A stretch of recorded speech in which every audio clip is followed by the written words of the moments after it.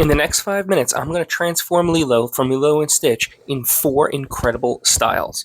Today we have Tim Burton, Realistic, Cracked, and Glitch.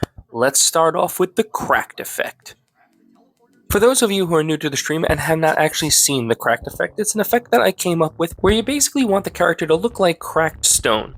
How I achieve this is I basically take little areas that I separate out and I use that to where the cracks will be. From there, I still color the character in like normal, adding some value and shading along the cracked ridges to basically give it some three-dimensional depth. So this way, also the cracks can have that same dimensional depth as well. Considering that it is more of a stone effect, I do try not to add too much highlights on it because when you look at most stone, it's a very dull reflection, so I don't go too heavy with a lot of highlights. But I will add lots of shading throughout, especially along the cracks, as I really want to bring out the dark, cracked areas. I am adding some blue crack lines, mainly because Lilo's hair does have a little bit of blue in it, a couple of blue lines, so I wanted to just have that little homage in the whole piece. With the cracked effect complete, now we can head on to the wonderful world of Tim Burton. Now, for those of you who are also, once again, not familiar with my channel, I love Tim Burton. I'm a huge fan of all of his movies, and as a kid growing up, I fell in love with his particular style. So much so that in the art community, his style is called Burton-esque. For this particular panel, my biggest inspiration was from the movie Coraline. Now, you might be thinking to yourself, wait a second, Tim Burton didn't do Coraline, and that is particularly true, but the author of the novel Coraline, Neil Gaiman, was a huge fan of Tim Burton, and you can definitely see the inspiration, very similar to The Nightmare Before Christmas. Another piece of work that I took direct inspiration from was from Tim Burton's classic, Corpse Bride, where I basically wanted the main character to look very similar to Emily the Corpse Bride in the movie. A really simple way to achieve any one of Tim Burton's aesthetics is to really use muted colors. You're going to use lots of grays. There's not going to be a lot of 3 dimensions here. It's going to be very, very toned down, and you're going to want to, of course, enlarge in the eyes. That's one of the most distinct features with all of his characters.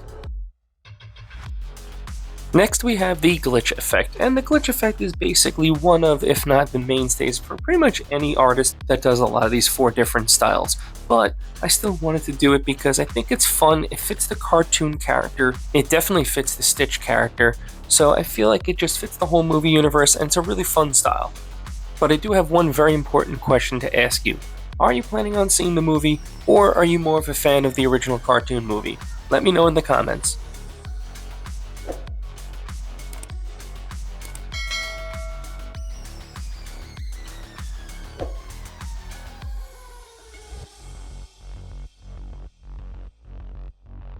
And with the glitch effect complete, now we can head over to the realistic side. Now for the realistic side, I'm not going for a human per se look. What I'm actually looking for is more of a Disney Pixar feel.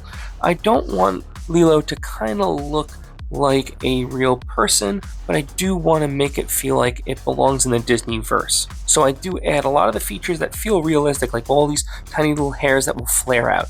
As for the skin, we want to make sure that we blend all the skin tone out gently in layers. In a recent short video, I actually went over how I achieve this nice little blending pattern, but you also do want to make sure that the shadows are hit. And a very important tip for anything realistic with a hairline is to make sure that you add all the shadow values underneath the hair. This will make it look more like its hair and less like a helmet that's on top of the character. And you can say, well, you know, it's a cop-out, but I also felt like if I changed the eyes and I made her realistic next to that big bulbous eye from the Tim Burton, I thought it would just look really weird and out of place. Here it still looks as the recognizable image of Lilo. One important thing when you're trying to do realistic hair is to work gently in layers. So I'm going to take this black here, I'm going to gently fold it over several times, and then I'm going to take my ink pen here and work all these tiny little hairs. Because when we look at hair, there's all these extra little stray hairs that always come out.